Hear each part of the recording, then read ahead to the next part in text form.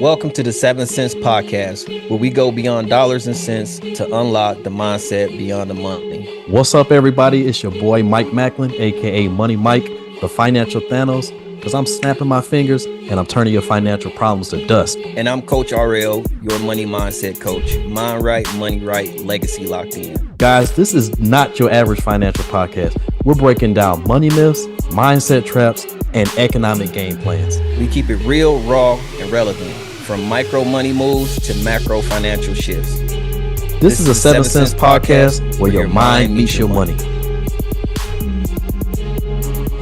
Hey, welcome back to the 7 Cents. You know how we do. We get straight into the business, man. So I got one, just like we talked about in one of the other episodes, that's just pretty controversial. And I want to just open up with it. Supporting Black businesses, is it hurting or helping you financially? And so that's really what we're going to get into, dive a little bit deeper into what is buying Black and understanding that these small businesses prices are going to be a little bit higher, but what is the cause and effect of supporting these Black businesses? So I just want to throw out a statistic real quick. So it says, this is according to the Brookings Institution, Black-owned businesses make up only 2.3% of employer businesses, despite making up 14.2% of the population. So that means that a lot of people right now aren't buying Black. But if you look at corporate spending, you can see that they have a chunk of Black buyers. Why do you think that is? The first and foremost thing that I always hear, and is very unfortunate, is that a lot of Black-owned businesses are not looked at as professional as other businesses. A lot of people say they have less than great experiences with Black-owned businesses. I don't know if it's like a personality type thing or what it is, but I think that's one. And then number two is African Americans, for whatever reason, like we're always looking for the cheapest thing versus necessarily maybe the best thing. That's where companies like Amazon and people like that are winning, because they have so much volume that they can afford to offer much lower prices than, let's say, the smaller businesses that, you know, are just starting out, maybe not have as much capital to work with, and they can give you those low prices that you're looking for. But what we're not understanding is the deeper look at this, and that is we have to learn to start buying for value and not necessarily for price. And I think that's where the Black-owned business is getting a lot of the flack from, is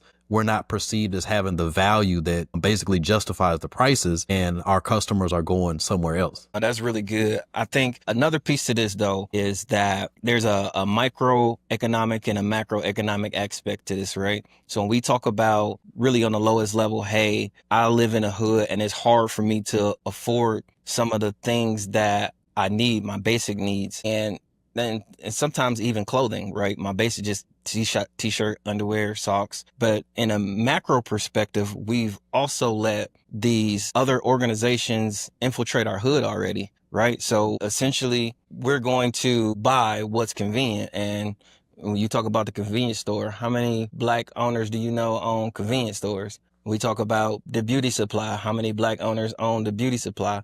Now, I see it happening, but what happened is people understand the value of Black consumers, but they haven't correlated that with the Black business. And so you're always going to have a disconnect until you step up to the macroeconomic level and say, hey, our community needs to work together. And this is a conversation that just needs to be had. Our community needs to work together, and this is how we're going to do it. And one of the other things, and I think we'll touch on that as well, is just because we sit down and we agree that we should buy Black, it is about value, the macroeconomic perspective of value. But the part that we're actually missing a boat at, that I want to buy from you, but your business and customer service fucking sucks and your products are falling apart. So how do we fix that? And that's not all Black businesses. But that is one of those consistent things that you hear. Either the customer service, the maintenance of the facility, or the maintenance we call it the maintenance, but the cleanliness of the facility, and then the product. Because I'm not gonna say 9 times out of 10, let me not throw a number on it, but more than likely they have something that was exported from somewhere else, meaning that if And we talk about it from a macroeconomic perspective. If I buy from you and then you don't buy your wholesale or product from another black person, you have now taken that dollar out of the community. So I have to trust you to keep it in the community. And in that trust, we have a mutual agreement that this dollar stays in this neighborhood. And everybody is like crabs in a barrel. So how do you fix that mentality? Because that's the only way that you're going to be able to make it work, is building that culture. And I talked about it before. Black people, our culture is not that old. And every time we have a leader, they take our leader from us. So how do we come together with the leader and make a decision all going in the same direction? First and foremost, I say, obviously, I'm always going to start here first in the mind. Everything starts in the mind first. You have to look at the bigger picture of what we're trying to have happen here. You have to look at the mindset that we've carried for so long, and that's a scarcity mindset. We have a mindset of there just isn't enough. And that's because of how we've grown up in lack, and the neighborhoods already don't look great in a lot of black neighborhoods. Not to say all, a lot of black neighborhoods are traditionally, they're not very clean. They're not very well organized. A lot of other races have infiltrated these neighborhoods and taken a dollar away. So the first thing we have to do is we have to understand that we have the power to affect that change. We have to, in our own minds, have to stop looking outside of ourselves for what we need. That's number one. And we have to take more ownership in that actual community and not just rely upon the system or whatever external resources. And I always say this, life imitates art. And it's the same with us as individuals, as humans, not even just people of color. We have to learn to start taking more internal ownership of how our life goes. Even the way you interact with people, a lot of times is more of a response to the external things instead of you just saying, okay, this is who I am. This is how I'm going to move. And so a lot of times we don't think in those terms. We don't think in terms of, okay, it's my responsibility to make this happen. I have the power to do so, and start moving in that power, and stop looking for external relief, external sources to start making that happen. We have to start looking internally in ourselves and know that we can make this thing happen for ourselves, or it never will. I know one of the things that you mentioned earlier, is it fair to compare them to Walmart and these other stores that can give you a reasonable price and makes logical sense when you're budgeting and you're on a tight budget? Is it fair to compare black businesses to these giant conglomerates? That's a hard question to actually answer. Let me be honest with you. In my honest opinion, I don't think it's fair. It sounds really bad, but it's the truth. This is what we're doing. The majority of black owned businesses, I don't think they've reached those same heights as the Amazons, the Walmarts, things like that. I know a lot of black owned businesses that are doing well, but God, I hate to say this, but I don't know. I guess today is just a day. I'm gonna ruffle a lot of feathers today, I guess, because they say there's business and then there's black business. You know what I'm saying? Is for whatever reason, like we get put in like a lower category. Like black business gets put automatically into a lower category to begin with. I'm gonna use an impartial metric there and just say overall revenue stream and things like that. Yeah, I don't think that we can compare black owned business to the mainstream businesses, because again, most revenue streams don't reach that level of the Amazons and the Apples and the Walmarts. They don't reach that level. And I don't know if it's a issue of those glass ceilings that people talk about sometimes, where you're only allowed to essentially get so high. And it makes me glad that we're talking about this today, because maybe that's something that we look at as black businesses. Are we unfortunately the victims of those glass ceilings? In my deep down core opinion, especially in America, I do feel like those glass ceilings do exist. I feel like they only let you get so far because of things like access to capital, access to resources, things like that. I don't think that we always get the same access to the resources that could propel us to that point. And without trying to jump subjects or get too far ahead of what we're talking about, I really think that's why boy, I lost my train of thought just that quick. But the point is, yeah, it's difficult to compare black owned businesses to the mainstream businesses, just because it's almost like comparing small business to big business. Like what ends up happening to small businesses is they get bought out by big businesses and then they no longer exist. That's So fair. that may be, No, hear me out. Hear me out. Now that's fair, but there are different aspects of businesses where Black businesses can succeed. I would say some of the biggest parts of where Black businesses can succeed is, number one, outstanding customer service, because our culture is so much different from any other culture. If we could be welcoming to our business using our cultural norms, we would be head and heels over any business established. I would feel more comfortable walking in any Black restaurant than I would McDonald's, hands down, or fucking Chick-fil-A. If I got invited to a Black restaurant and they greeted me and how they greet me at my grandma's house, you know what I mean?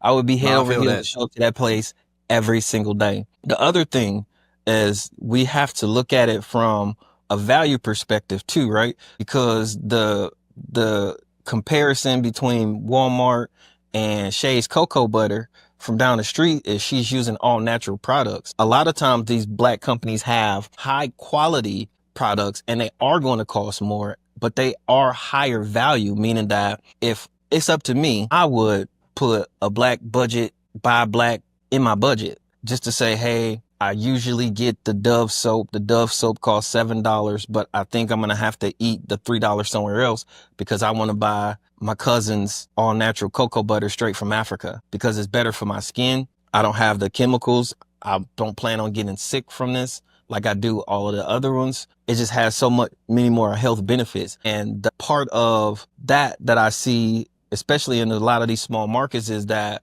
people are starting to take their health seriously. And in taking their health seriously, people are really getting educated on these products. And so when I see some of these smaller businesses that are coming up, I see a lot of them doing a great job of educating. I think the other thing that will take them over the top, and I feel like now I'm getting into business coaching. Let's go there. But it'll Okay, go take them there. over Yeah, the let's top go. is A, the customer service. And then B, one of the things that we talked about is actually building a team around them to allow them to grow that business. Because although Shanae's cocoa butter is one of the most amazing things ever, she's making the cocoa butter and doing her taxes and answering all of the emails and building her own website. And if she got a shop, she cleaning the bathroom and she's setting up her own table and she's burnt the fuck out. And if I needed a case, she couldn't get it to me, and Walmart can. So as we explore growing as a business, we need to, as a Black business, we need to explore growing as a network. Even the statistic that I brought up at the beginning of the show, only 2.3% of Black businesses employ, right? Out of the 14%, like Black businesses are struggling employing people. And that's another reason why Walmart has Yes. an advantage, Yes. because not only are they taking money from you, but they're taking people within the community, putting them in a place to make money, really just so they can spend it back. But that's how they're getting the money. If you look at it from that perspective to say, hey, if I employ people in a community, that will then allow them to buy in the community, and in turn, the community will buy from me, then I'm going to make more, because that's the nature of the beast. When you look at other communities, that's how it's done. When we figure out how to communicate and network within that pool of success, I think that's when we'll grow, and the comparison will start to make these big companies nervous. Yes. Something else I was going to say about that, because a point that came to my mind as I was listening to you is the affordability to be able to keep up with these big companies. Shanae may start out at the beginning, like you said, all natural products, things like that. But also, like you said, Shanae is also doing everything within that business. And I think that's where my last point connects to this point, is how the small businesses start out. They have fantastic products.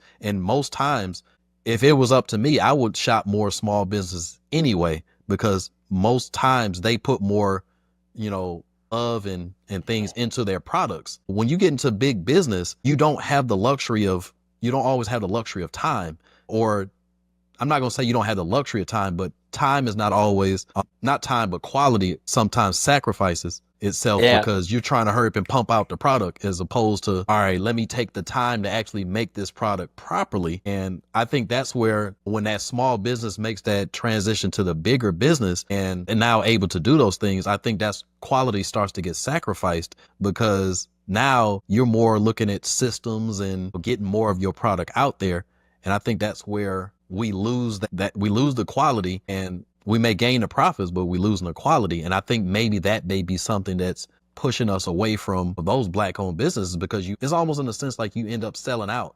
You know what I'm saying? Right. And you're changing your morals, you're changing your values. And so you're no longer focusing on the quality of the product. And so now, yeah, we're looking elsewhere now because like now your product ain't what it used to be. Yeah. And I think really what it is some of the things that I see in businesses and how they're operated is that we, let me say we, because it's not a they, it's a we. Right. What we try to do is grow quickly and not scale. And I say that to say that most people that are working in that individual grind all the time, really, for me, they're probably making the money, but putting in more time doing it. Yes. They haven't looked at how to sacrifice the noun dollar for the scalability. Because if I make nothing now, but while I'm scaling, I end up making 5 distribution hubs that can do this, the money's going to come in. But Yes. I'm so busy trying to cover my overhead and my bills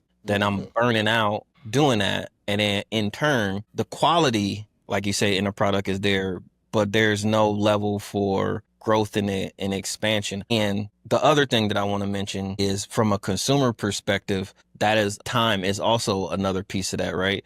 Because I will sacrifice quality if I can get something faster. And that becomes a convenience thing at that point, for sure. Yeah. I think it's where a lot of struggle comes into play too, is you're playing that balancing game of time versus quality versus money. And you'll get caught up in that if you allow it. So those are all things to consider in this equation, but sticking to the point. Yeah, we really we as a customer, I guess that's the way to look at this. We as a customer have to consider those things a little bit more and maybe look at the bigger picture of, okay, hey, listen, if we're going to succeed, one, maybe we need to exercise a little bit more patience in that process with that business. Cause like we both said, the quality, I don't think is the issue, but I think they have to price that where they have to price it because of they're in the initial phases. They can't afford to sell it at a lower price just yet because they're not where they need to be just yet.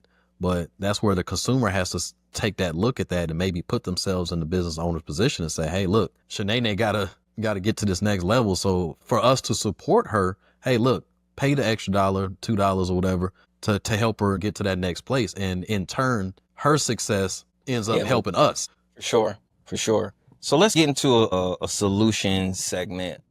Okay. Before we close out. So what are some strategies that, let's say I'm a black person, I am a black person, but let's say You're definitely black, Rob. I am a black listener right now, and I want to focus on black intentionally. How do I do that without affecting my budget? Okay, I think you touched on this earlier when you were making your point. I think the first thing that we have to look at is look at the budget itself and understand that what a budget is. A budget is simply an allocation of your funds. So if we're wanting to help, that black owned business to do well, I think the first thing we do is maybe we say, okay, hey, look, let's adjust this budget a little bit. Let's say to ourselves, okay, maybe I'm buying Starbucks every day, coffee. Okay, maybe I take a couple of days off of that, you know what I'm saying, so that I can pay that extra $3-4 to the black owned business there. You're getting a better quality. You're getting the community support. You're keeping the dollar in your community, and you're not affecting your budget.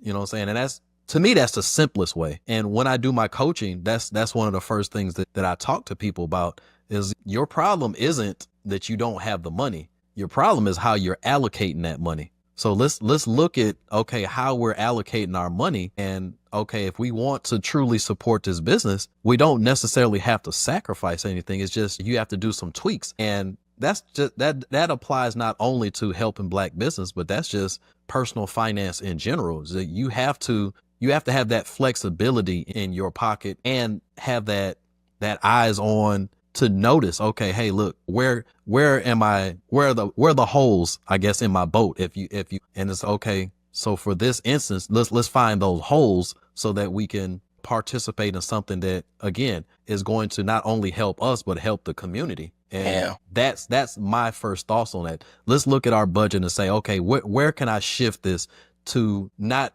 ooh, and this, I hate to jump points, but I'm going to do it anyway. But this goes to mindset as well, because a lot of times people talk about what they can't afford. And I hate that word. Stop saying what you can't afford and instead say, how can I afford this? Give yourself that mental flexibility to say, okay, yes, her product does cost a little bit more, or his product does cost a little bit more, but what changes, what adaptations can I Yeah. How make can I afford so this? that I can afford this, and that no longer becomes a factor? So I Uh, think strategy number one would be, again, that mindset mindset. shift and say, okay, hey, listen, let's look at how I can make this happen versus Walmart is opening or offering this for less. So I can't afford you, Shanae. So I might have to go to Walmart. I'm sorry. I Right. think we have to take that out of our mindset and look at the greater good. I 100% agree. I have a little bit different strategy, and I think that's good from the consumer.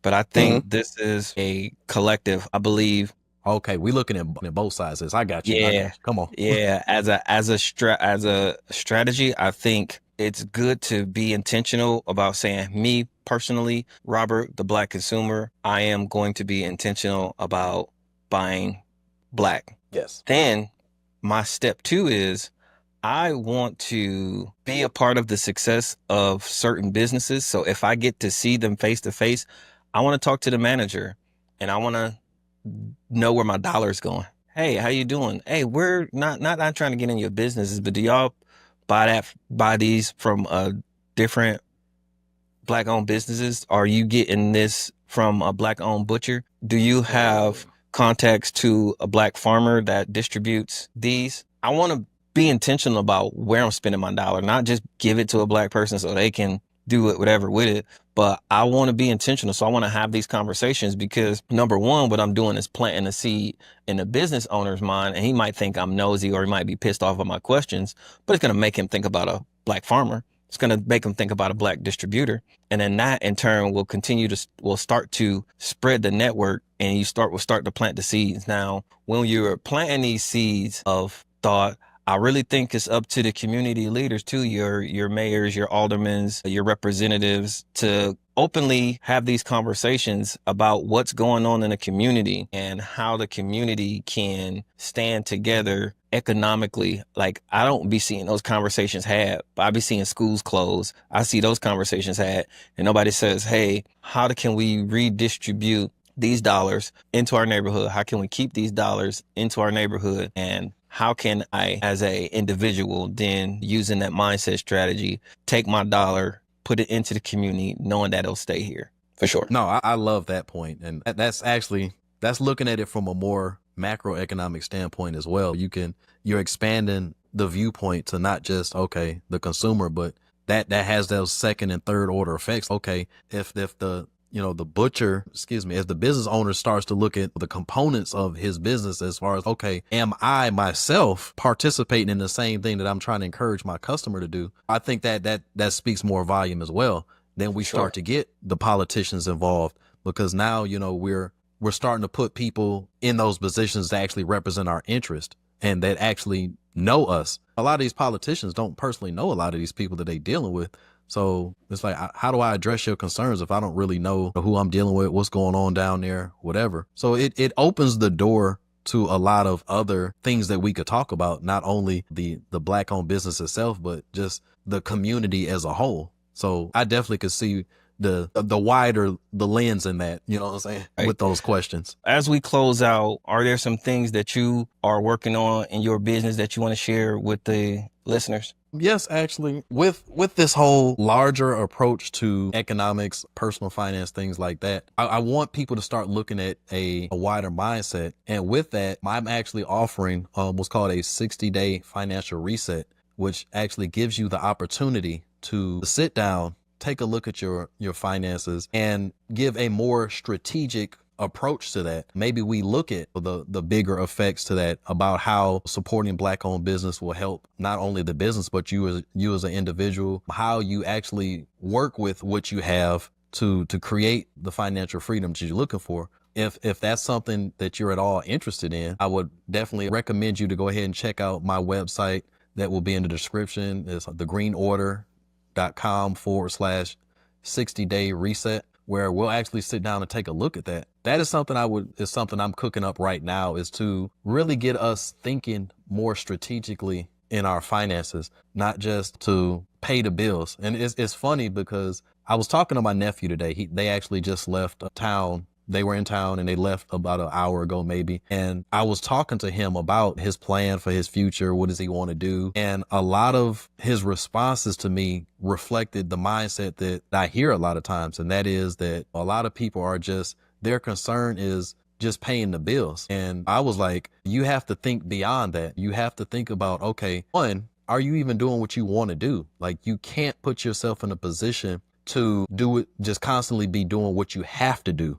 versus what you want. And so that survival mode mentality is also something else that I address in the 60-day financial reset. Is we have to adjust that mindset so that you can see beyond just surviving and you can actually see how to start thriving. That's dope. That's dope.